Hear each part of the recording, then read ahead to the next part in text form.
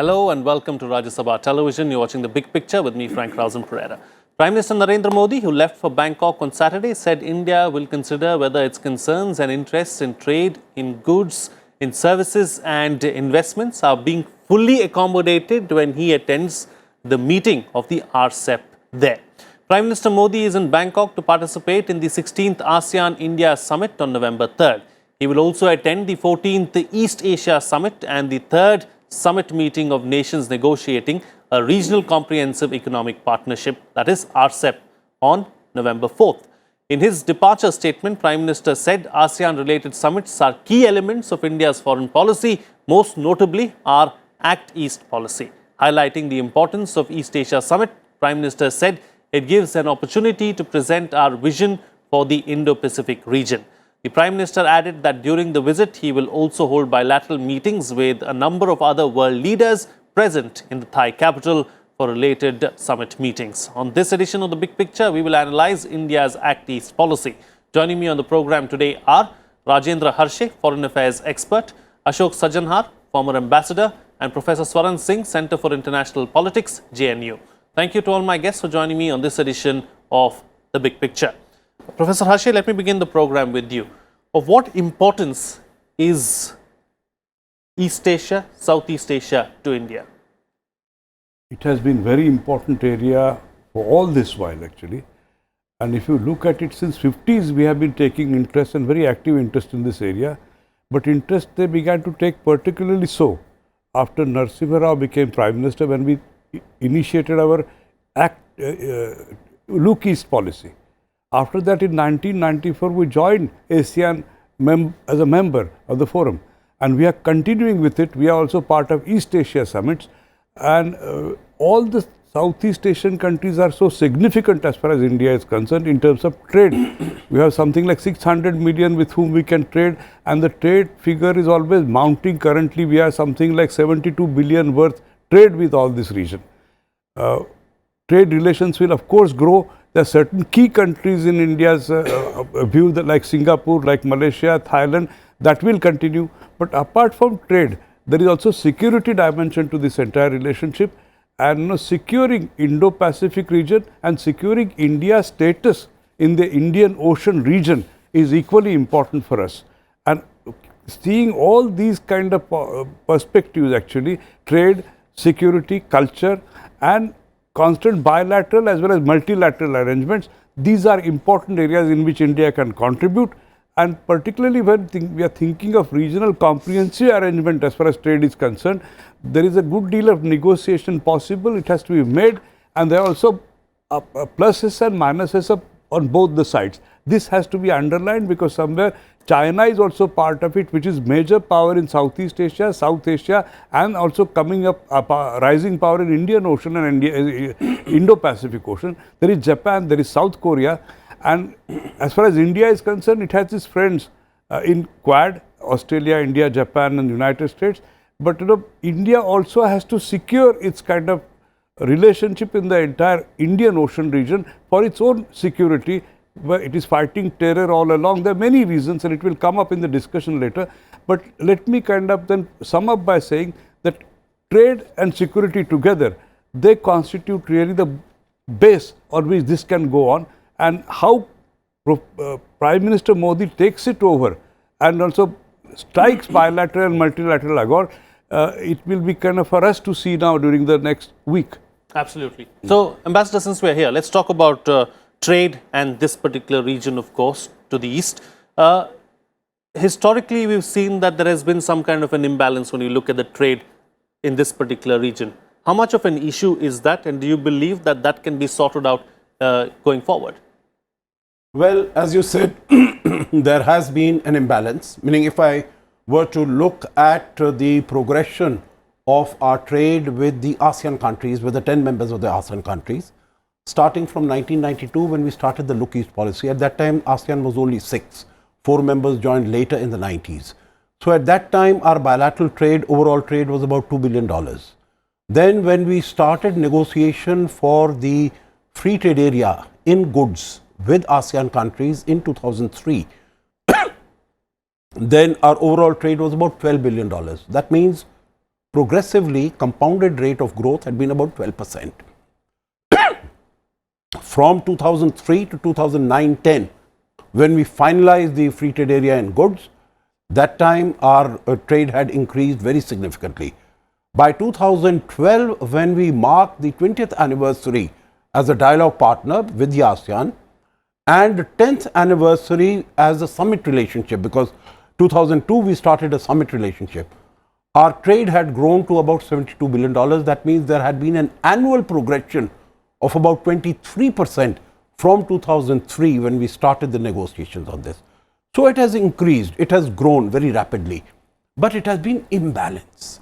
And if we were to look at the situation now today, if there was a trade deficit that we had with ASEAN countries of about $8 billion in 2012-13 when we signed the FTA in goods, today it is to the tune of about $22 billion. So our trade deficit has grown.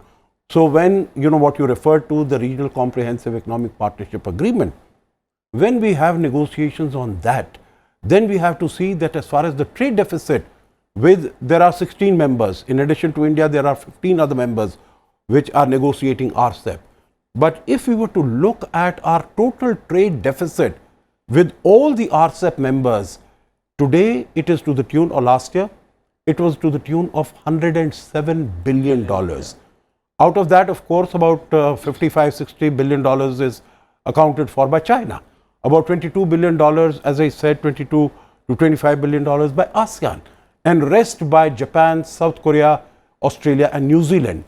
Now this $107 billion out of a total global trade deficit of India, which is to the tune of about $180 billion, meaning this is huge.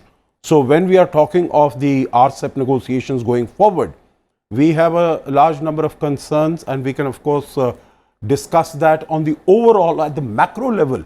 It is that our trade deficit is huge, and the concern is that if we go ahead with this, then it will be tantamount to signing a free trade area with China. Right. And if without an FTA with China, we have a trade deficit of about $55–60 billion, that means we'll be throwing our doors open to cheap, low quality Chinese goods coming into the country. And whether it is in the area of steel, where China has about 50% of global capacity, sure, manufacturing capacity, or it is textile, or it is pharma, or it is plastic, or it is aluminium, or it is chemicals. So there are companies and businesses in India which are very, very concerned about it. And the last point on RCEP would be that if it also opens up the gates for import of dairy products, of milk and cheese and other dairy products from Australia and New Zealand, then that would also be very, very harmful. As against this, when we have been asking that areas in which we have strength, for instance in services, in terms of our skilled professionals going there and skilled personnel mobility, that we are not getting a good response, a positive response. So that is what the Prime Minister has said, sure, that we would like a balanced, we would like a fair, we would like an equitable agreement to be formulated, and I think that is what the effort is. This is going to be the third summit level meeting amongst the RCEP countries. Ministers have met, I think, more than 10 times. And so India has been negotiating very hard, but we will have to ensure that the result meets our requirements. Right. But the final point that I'd like to mention is that both for strategic as well as for economic considerations, India has no choice but to be a member of RCEP. Okay, all right. That having been said, Professor, I'd like to bring you into the picture now. So since we are talking about RCEP, one final word on RCEP, and then we move on to the other aspects of the region and India's ties there. So as far as RCEP is concerned, do you believe that we are finally going to see a breakthrough this time around? And that's probably why our Prime Minister has decided to go there and is in Bangkok even as we speak right now. If you look at reports, the indications are that RCEP will be announced on Monday.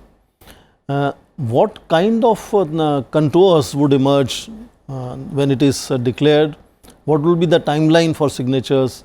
what kind of arrangements will be for different countries, will it be the similar arrangements for all countries? Those details I'm sure would show us where India is being accommodated.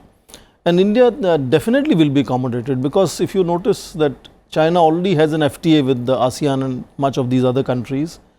The largest market they wish to open up for their exports is India. So it's in their enormous interest to ensure that India is on board when RCEP is announced. Likewise for India, it's almost 2 decades of hard work that India has gotten out of South Asia and is now seen as integral part of the Indo-Pacific or Asia-Pacific gatherings. So India has also gradually worked towards making its place in the larger East Asia region, and India would have its interest to also ensure that it stays connected, and also just not trade and commerce. If you notice, the Prime Minister is talking about 4 pillars of the connectivity and culture, commerce and capacity building. And capacity building is where the professionals and services would come in a big fashion. So there is an enormous focus on underlining the fact that it's a much larger relationship that India shares with the region. It's a larger market, larger economy that RCEP will be getting on board in case India is accommodated. So indications are that India is very likely to be accommodated, and some kind of RCEP would be announced. Obviously they have said signatures will happen towards December of next year. So both sides have ample amount of time. And last point I want to also underline is how India, being the largest economy in RCEP other than China, too much focus on India as a holdout. There are several other nations who have also their own minor concerns as to what should finally become RCEP. I am sure that will also become an issue as they start brainstorming as to what has to emerge finally as RCEP. So indications as of now are that some kind of RCEP will be announced on Monday. What exactly that will be, we will know it only on Monday. All right. Okay. So, yes, Professor. One point I wanted to make, because Ashok made it also emphatically, so did Swaran. And I feel somewhere that India has to think in terms of finding competitive prices to our goods, and that means we have to be much more efficient than what we are. Otherwise, we can't stand the international market. We have to kind of work towards making it more competitive. And otherwise, look at it, Saraswati or Durga or Ganesh and everything. The Chinese goods are coming here and we are buying them in our festivals. So somewhere this aspect, even the diyas are 5 rupees. Yes, that's right. Rupees, yeah. So we have to be competitive in this. And again, what Ashok was highlighting, that look, dairy products from New Zealand and Australia come. How far kind of our Haryana farmers will be able to stand this competition? We have to kind of imagine and see. So these are really serious problems.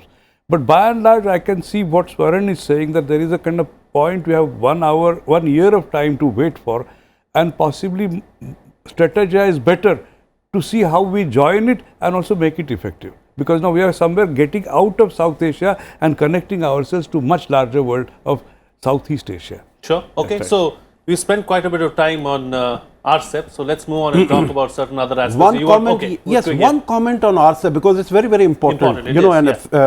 Exactly, I want to second what Professor Harsha has said. We have not been able to, we have about 17 free trade agreements with different countries. With all these countries, we have really not been able to take full advantage, because our tariffs have always been high, they come down. So the other country has an advantage, while we have to go into ASEAN, or, we have a CEPA, Comprehensive Economic Partnership Agreement with Japan, with South Korea. Their tariffs in any case have been low. So we have not been able to take advantage.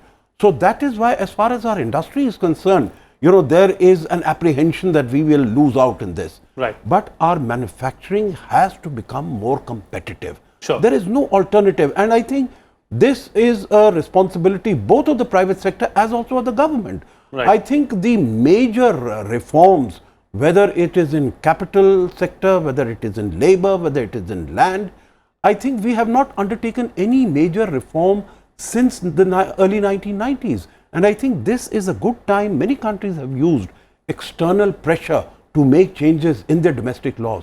And I think this is a very good time. Okay, all right. Yes, Professor Swaran Singh, if you also want to quickly add something on RCEP, and then we move on to the other aspects. I think apparently RCEP looks like the leading item on the agenda this time. Absolutely, it is. The game in town. The game in town is RCEP, obviously. And extremely hectic negotiations have taken over a period of time.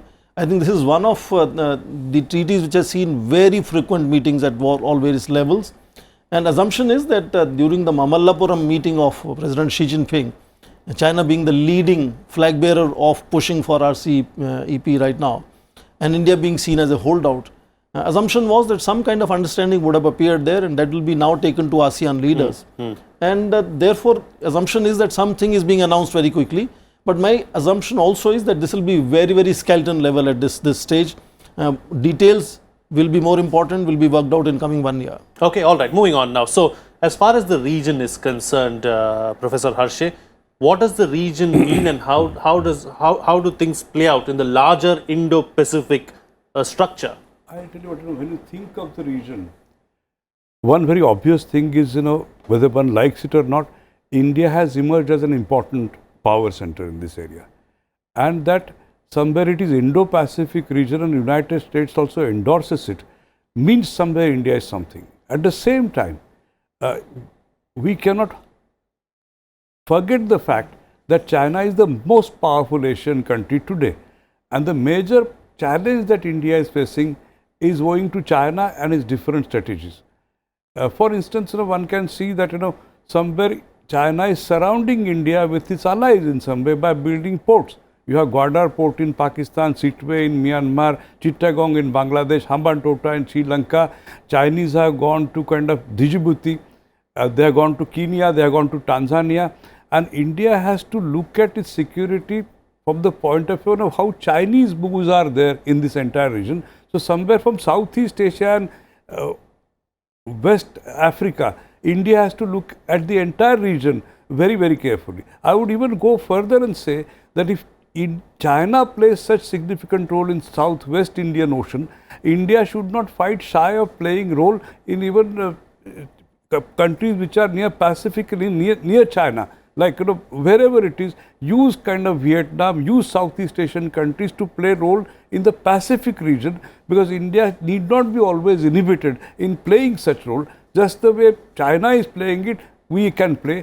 Similarly, states of Malacca are also important for India and China both, and their security, and the kind of alliance structure that we loosely or formally work out with our partners to protect our interest, that also matters. India also has presence, like Chahabar port is there. India is connected with African countries. Seychelles and Mauritius are already India's friends. India is also, moved to kind of build up ties with several other African countries. So are they involved in kind of Southeast Asia. Right. But China's rise, India's mainstream kind of role in Indo-Pacific, and the overall security where terror is also involved has to be taken into account. And terror has so many dimensions, like, Somalian pirates took any part in Southeast Asia where drug trade is there. Right. And all that has to be taken care of. And this is the central area to my mind. Subsequently, connectivity and other areas will follow. So that's it, I feel. Okay. As a former diplomat, I'm going to ask you a tricky question now, Ambassador. Do we start making forays into the South China Sea? Do we start collaborating with others? What should our strategy in that particular micro region be? Not only as a former diplomat, but as a follower of current day developments, I would say that we are already doing that. Maybe, one could think of whether we could do more of it, but we definitely are doing more of we are doing that. I would refer you to, 2015, when Obama was the chief guest. We signed a vision statement on Indo-Pacific, and, at that time, Prime Minister Modi had said that when we have always been looking west, but when I look east, then I see that from the east coast of India to the west coast of America, there is a continuum, and that is the Indo-Pacific.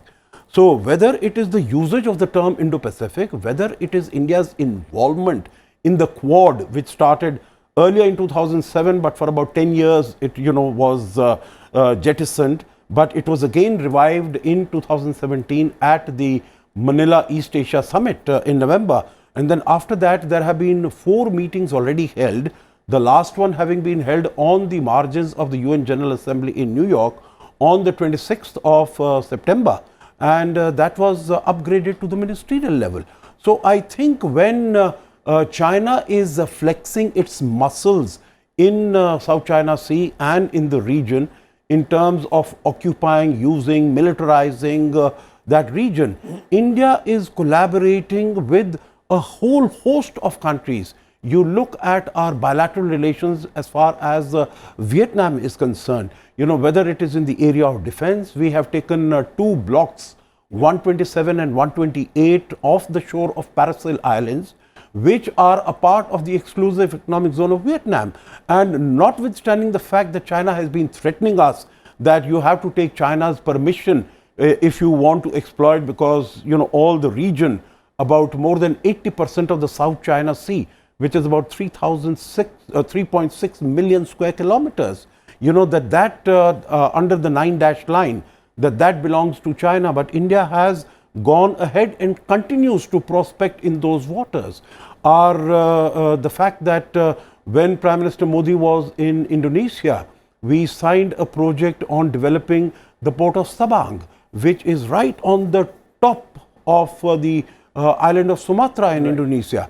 So I think, and in terms of doing exercises, whether it is the Malabar exercises or it is doing exercises with Australia, with Singapore, with so many countries. So I think India is definitely present there. India is conscious. And I think the policy of Indo-Pacific, you know, Prime Minister Modi, when he was speaking at the Shangri-La conference last year, he said neither is it a strategy nor is it an initiative. It is a geographical construct, but we want freedom of India-Pacific, of the Indo-Pacific. We want that there should be freedom of navigation, there should be freedom of overflights, there should be, if there are any disputes, they should be resolved on the basis of international agreements like the United Nations Convention on Law of the Sea in 1982. There should be resolution of disputes through dialogue rather than through threats. So I think definitely India is cooperating, collaborating with a whole host of partners there.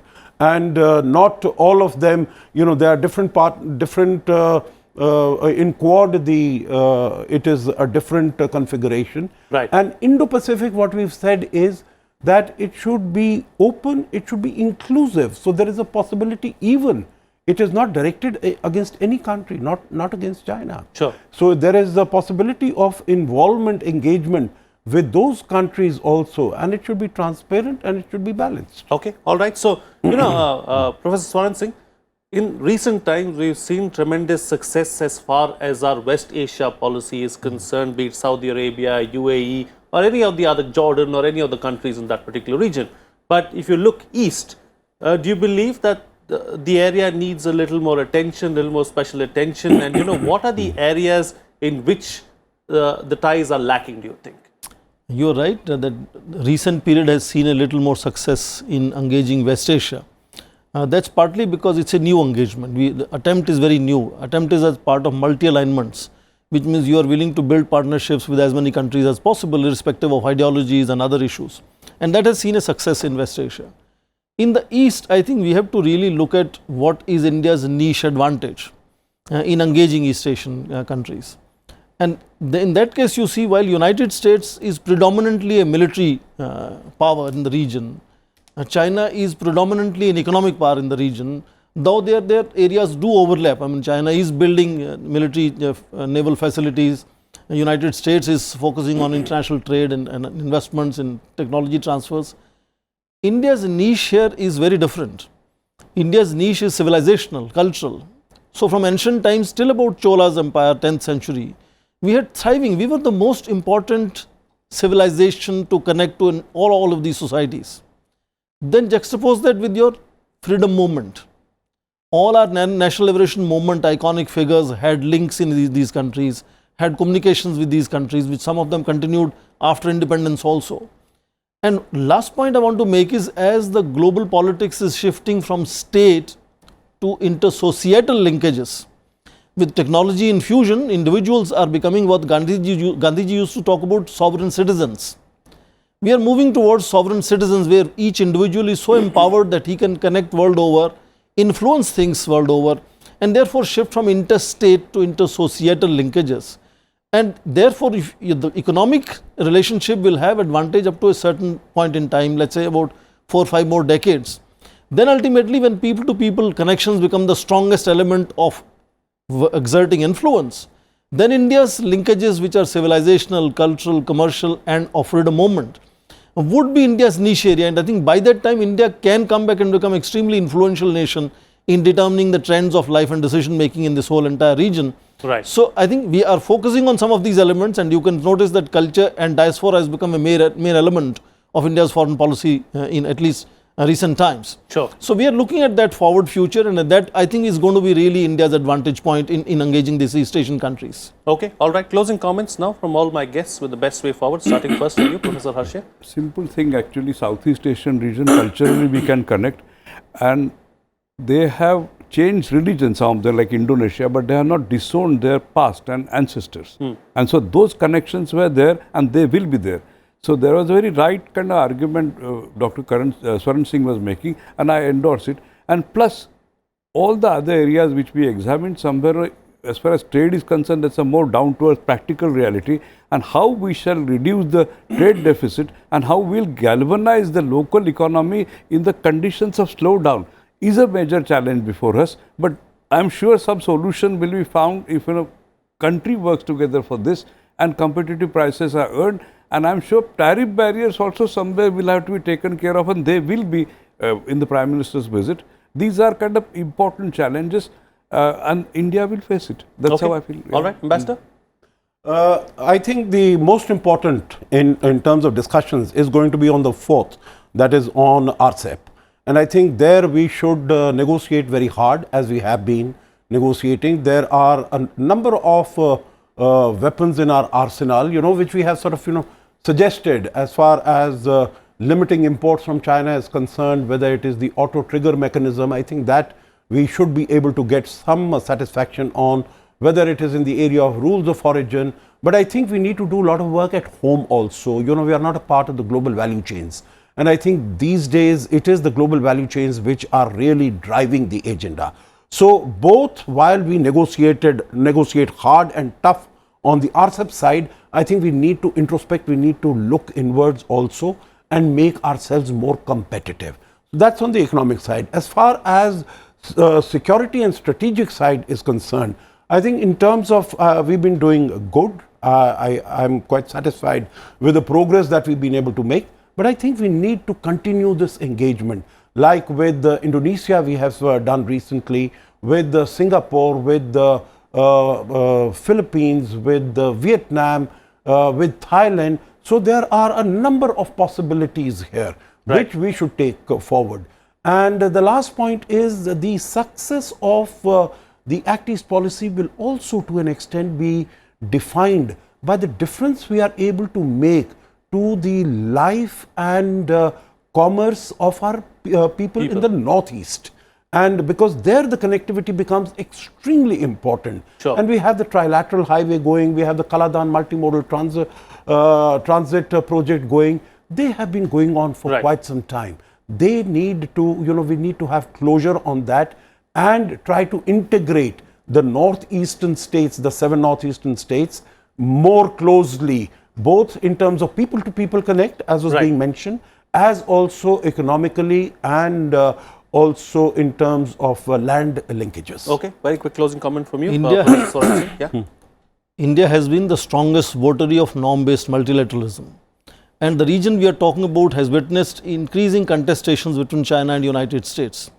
So I think other than RCEP, India is underlining the broader principles of ASEAN being at the center of multilateralism in the region, so that it creates again the norm-based multilateralism in the region. And that is good for India, because India wants to create space for norm-based multilateralism and not power-based multilateralism. And I think putting ASEAN at the center also again is where India's Act East policy is anchored. Okay, all right. On that note, then we'll call it a wrap on this edition of The Big Picture. Thank you to all my guests for joining me on the program and putting things into perspective for us. That's it from me. See you again next time.